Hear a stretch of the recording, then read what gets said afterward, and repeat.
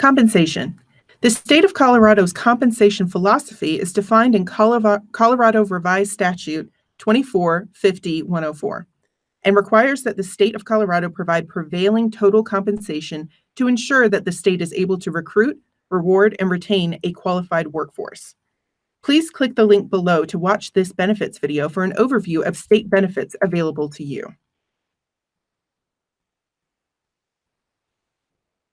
Here is a summary of what you need to do to enroll or waive your health and insurance benefits.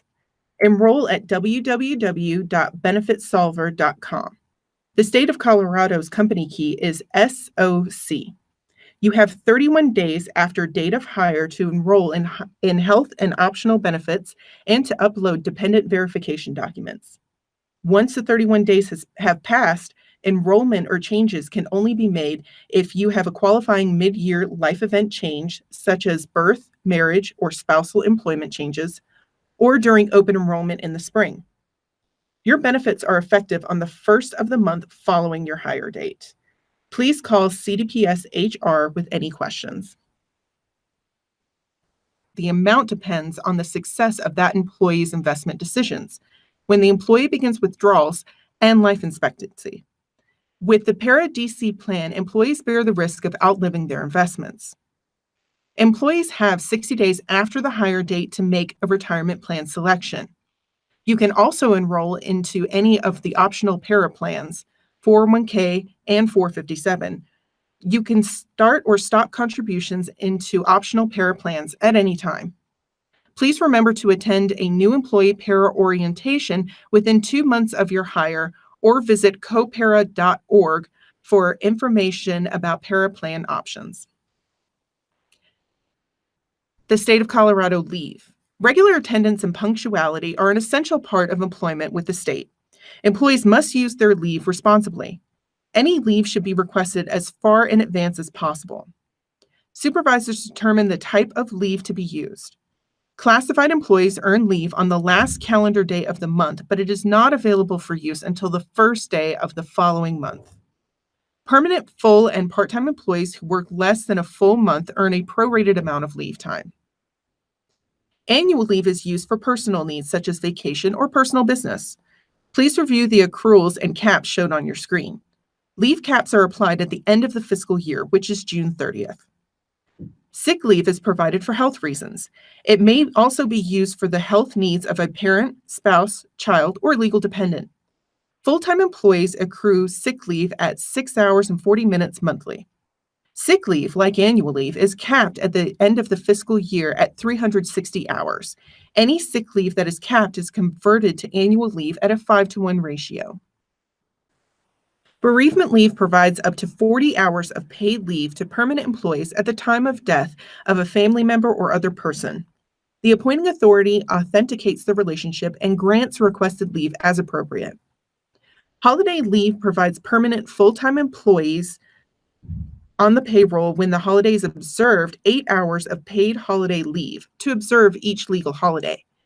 Holiday leave accruals are prorated for part-time employees and employees who did not work a full month. All holidays must be taken by the end of the fiscal year, which is June 30th. Okay, so very quickly, I am just going to show you the Kronos Timekeeper system, which is the system that most CDPS employees will be using to track their time and leave. So a few things I want to say about this system before I get into it. You will be logging in with your 997 number, otherwise known as your employee ID number. If you don't know what that number is, ask your supervisor, or you can call HR and we'll be able to give you that 997 number. It's a pre-populated, it's a system-generated number that is done in our HRIS system. So definitely give us a call if you don't know what that is.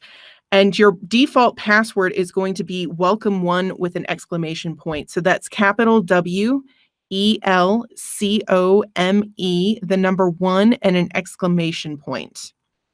When you first log in, the system is going to prompt you to update your password and also to complete some security questions.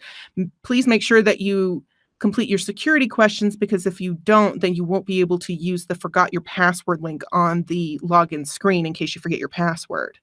So make sure you get that done when you first log in. So when you do first log in, this is pretty similar to what you're going to see. You see I have the My Time Card window here. I also have the My Calendar down here. And I also have the My Timestamp window right here, but some employees will not have that. I'll get into that a little bit later as to who has it and why. But first, I want to maximize my time card so that you can kind of see it a little bit better. So as you can see, I have a pre-populated schedule in this schedule column. Now, if you're a non-exempt employee, you'll have a pre-populated schedule, but you will be clocking in and out in order to track your time. And when you clock in and out, the times will be populated in the in and out columns. Now, if you're a trooper, a CBI agent, or a temporary employee, you will not have a pre-populated schedule. This column will be blank. So if it is blank, don't be alarmed. It's supposed to be that way if you're a trooper, CBI agent, or a temporary employee. You will be tracking your time manually. You'll just be entering your time here in the in and out columns because you guys tend to have schedules that are a little bit more erratic. So you will just go directly into your time card and you will just type in your in and out times. Okay. Now, if you're an exempt employee, not only will you have a pre-populated schedule, but you'll also have a pre-populated in and out time in these columns. All three of these columns will be pre-populated. So if you're exempt, really the only thing that you need to worry about is entering your leave in a timely manner. Okay.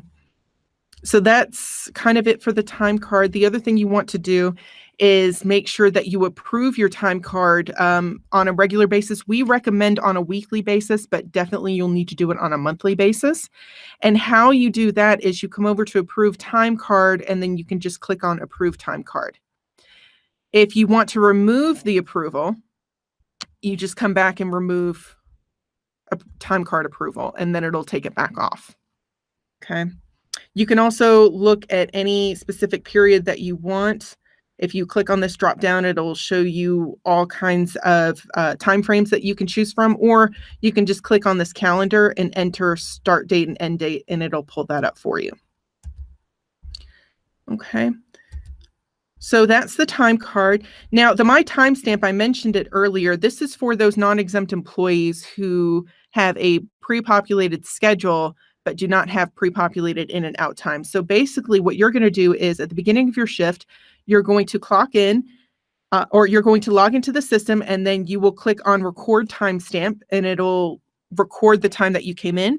And then before you leave at the end of your shift, you'll log in and click on the button again, the record timestamp button, and it'll record the time that you left. Now, you won't be able to adjust or go back and fix any previous timestamps. So if you forget to clock in when you start your shift, let your supervisor know and they'll be able to correct that for you. Again, this is just for those non-exempt employees who are not troopers, CBI agents, or temporary employees. Okay. So that's the My Timestamp. And then down here in the My Calendar, so I'm just going to click on this gear and I'm going to pop it out so we can see it, and then I'll maximize it so you can see it a little bit better. So this is the My Calendar. Now, if you want to request time off, this is where you come to do that. You just click on the Request Time Off button. And what the other thing that I really, really love about the My Calendar is that you can see your leave balances over here. Okay. And you can actually project these out as well. So if I want to take some time off in around July 4th, if you notice, my annual leave changed, and so did my sick leave. So it'll project out the leave that you have available on whatever date you input on the accruals on box. Now, if I want to take some leave, what I can do is I can enter a start date and an end date. So we'll just say May 23rd. And then I'm going to come down here and I am going to select whatever type of leave that I want to use. I will just use annual leave. Okay. Now, if I am one of those employees that has a pre-populated schedule and I want to use a full day, then I will just use full day. Now, if I'm a trooper, CBI agent, or sorry, trooper or CBI agent, I'll have to add the hours manually because the system doesn't know what your schedule is. Um, Also, if you only want to use a partial day, you will use hours as well. So let's say I want to start from 8 a.m. and I want to use 4 hours. Okay, and that's how I would enter it. And then I would submit it. And once I click submit, my supervisor would get an email saying that I submitted a time off request. And then they would be prompted to go in there and approve it. And then once the time off request is approved, it'll show up on my time card, and I'll also get an email letting me know that it was approved as well. Okay. So that's how you would request your time off.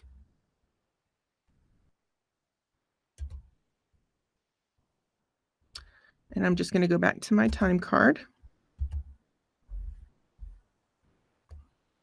And that's basic navigation for the My Timekeeper or the Timekeeper system. You also have some options over here as well. You can go into My Reports and My Audits. These just show you different reports and different information that show you if someone has changed something in your time card or made updates or anything to your time card. You can also change your password early if you want to by going to change my password. You can also change your security questions by going to change my password as well. Okay, so that's pretty much it for the Timekeeper system. If you have any questions about this, definitely contact HR and we'll be able to help you through this. There are also some job aids available on the HR intranet site that you might find helpful.